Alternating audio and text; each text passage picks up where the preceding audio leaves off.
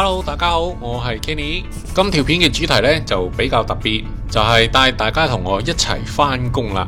咁 in case 大家唔知道啦，我喺柏斯係有份 full time job 嘅。之前影片亦都有同大家簡略地分享過下。咁我其實就喺柏斯嗰度呢，就係做環境評估嘅。咁所以就趁住我今次要出去成個星期嘅 field trip，就同大家分享下到底我平時返工係做啲乜嘢噶啦。今條片就會以後期配音形式同大家講下，因為前排中咗流感，咳到黐肺不特止，仲要連聲都冇埋。就算到出 trip 呢一日，把聲我其實都係未完全好返得晒，只係叫做冇咁咳，所以都要頂硬上。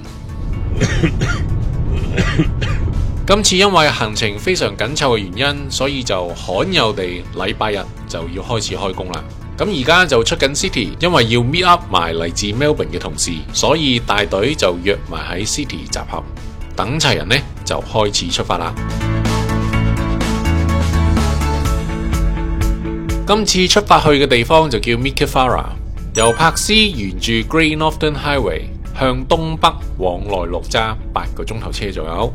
你可能問，點解你唔坐飛機啊？因為呢個鎮呢真係一個小鎮嚟嘅，飛機仲要係每逢星期1、3、5先有嘅，完全唔夾我哋嘅 schedule 之下，所以喺冇辦法嘅情況，只能夠揸8個鐘頭車上去啦。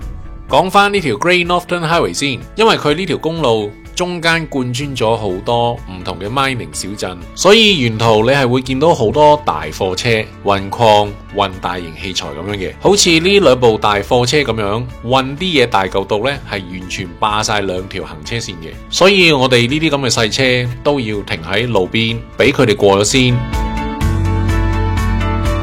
咁坐咗大概4個半鐘頭車左右啦，就嚟到呢個叫 Painters Find 一個小鎮嚟一個短 break。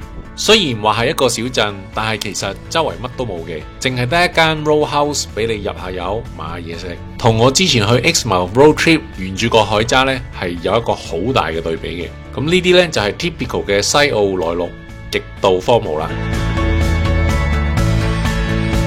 咁坐完8個鐘頭車都已經天黑啦。咁喺 accommodation 食埋個 dinner， 出邊凍冰冰就喳喳臨翻入房啦。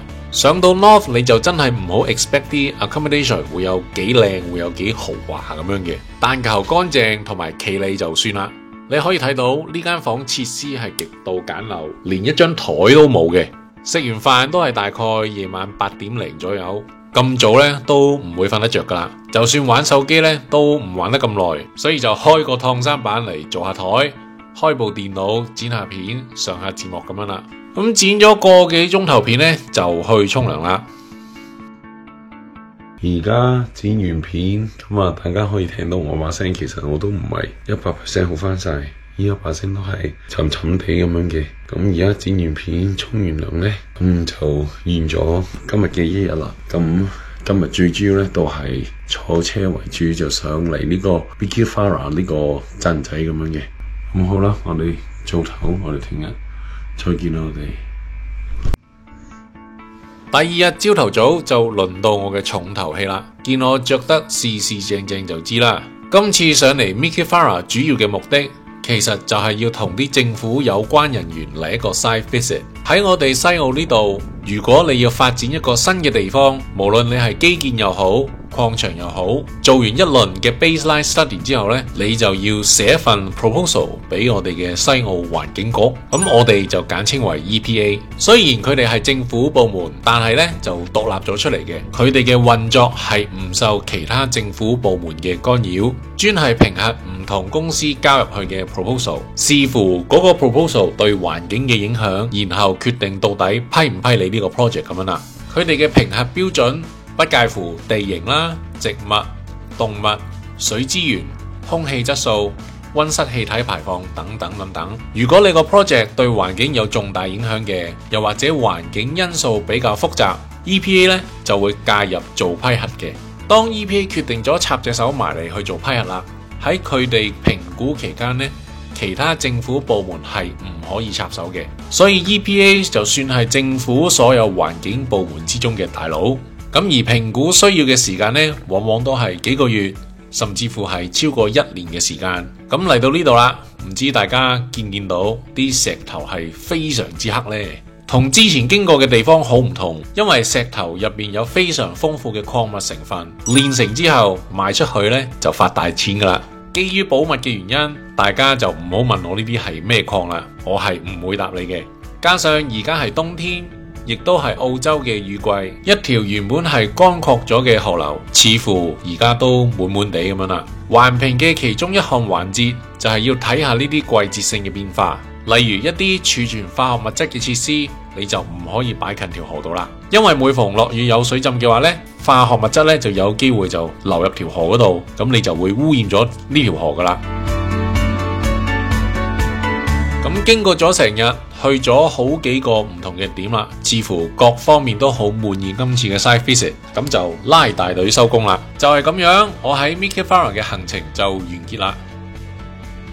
瞓醒一覺，朝頭早6點半，天都未光，就要執好晒行李，準備趕路啦。又要坐翻8個鐘頭車，我哋又翻嚟 Perth 啦。但係今次呢，我係直接去呢個柏斯機場，去我今個星期第2個要去嘅地方。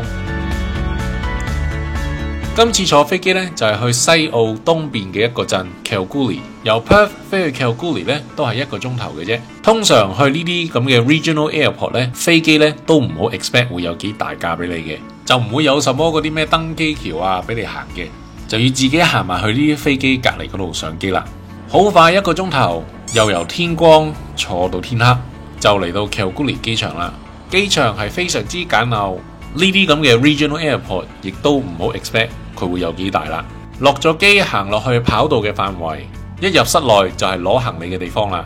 喺度攞完行李，跟住就搭的士去 Airbnb， 出街買個 takeaway 呢，就正式打柴啦。我係極度眼瞓，瞓醒覺，第2朝嘅 Kalgoorlie 呢個鎮呢，又唔算好細，但又唔係好大，大概只有38,000人喺度住。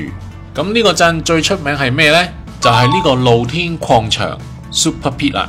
呢個 Super Pit 曾經係澳洲最大嘅金礦，直到現在呢個 moment 呢，其實都仲係掘緊嘅，年產超過40萬安士嘅金。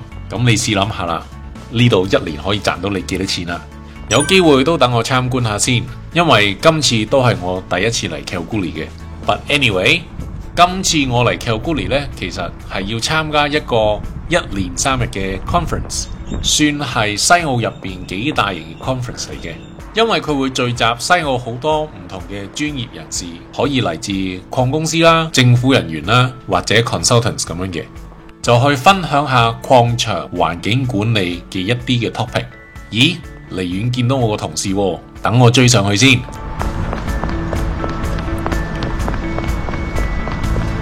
行咗一陣啦，就到呢個會議中心啦。今次大會仲贊助咗一部咖啡車擺喺門口。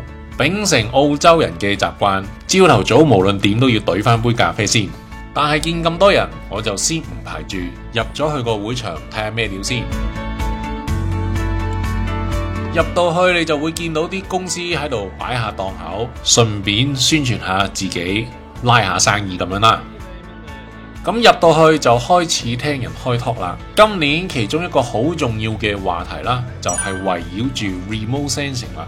Remote sensing 簡單啲嚟講，就係用一個物件進行遠距離嘅探測，例如用無人機啦、紅外線相機啦，甚至乎係衛星圖像。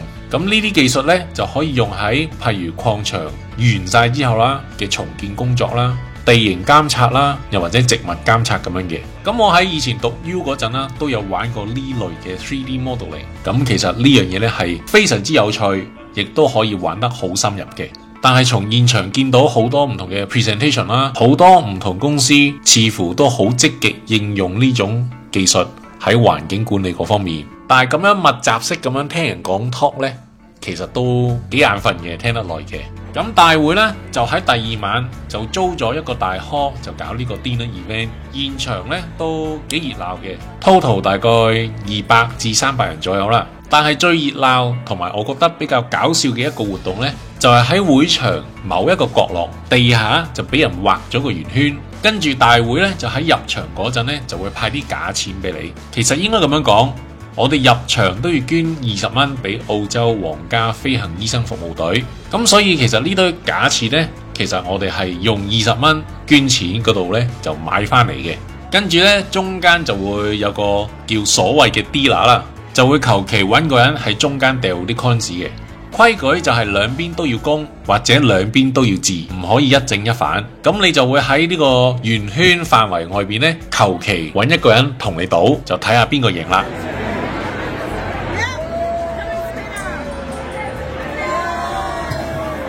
贏咗就喺地下執錢。我真係第一次睇人玩擲銀仔呢，玩得咁投入嘅。跟住玩玩下呢，又無啦啦就俾人拉咗入去，唔知我係狗屎運定係乜嘢啦。連續幾次都係一正一反，唔好手運呢就係咁俾人靴。連擲幾次，到最後都係貼中咗，贏咗個 dealer 就有錢收啦。呢度嘅嘢食就一般般啦。個 event 話係6點鐘開始，但係等你班友吹下水、飲下嘢、玩下擲銀仔，玩到成9點鐘先 serve 你2嚿呢啲咁嘅爛鬼雞胸肉，餓到我乜咁。到最後完咗個 event 都要喺 Airbnb 附近買宵夜，如果唔係呢，夜晚真係餓死嘅。到研討會嘅第3日，聽埋餘下半日嘅 presentation， 就準備執包袱閃人啦。晏晝3點幾呢，就到咗機場，準備搭晏晝5點幾嘅飛機。但係因為今次呢個 event 同時間好多人嚟 Kalgoorlie，搞到啲機位呢係非常之緊張，差唔多部機都係已經 book 到爆晒啦。嚟到 Regional Airport 嘅好處就係你可以直接喺跑道範圍上面行。難得我着得靚靚地，唔係着啲爛鬼運動服去搭飛機，又有個日落同部飛機做下背景，就叫同事幫我影下呢個 shot 咁啦。其實佢應該就唔知我係拍緊 YouTube 片嘅。咁好啦，咁今條片就同大家分享咗我平時返工會係做啲乜嘢。中意我影片嘅朋友就記得 subscribe 我個 channel， 打開埋個鐘仔。咁我哋下條片再見啦，係咁，拜。